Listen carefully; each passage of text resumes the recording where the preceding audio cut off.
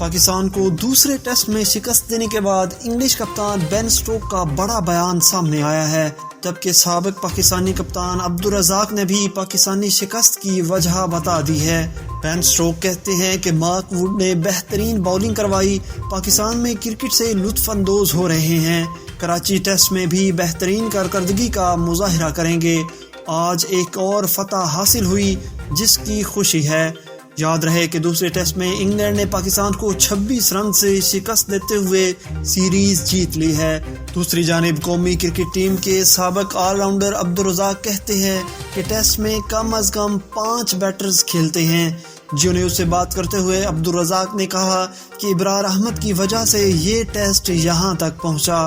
انہوں نے کہا کہ جس ٹیسٹ میں انگلینڈ 2 فاسٹ باؤلر کھلاتا ہے ہم 3 کھلا دیتے ہیں، ہمیں ٹیم دیکھ کر سلیکٹ کرنی چاہیے۔ عبدالرزاق کا کہنا تھا کہ بدقسمتی سے ہم نے ان کھلاڑیوں کو کھلایا ہے جو حقدار نہیں تھے۔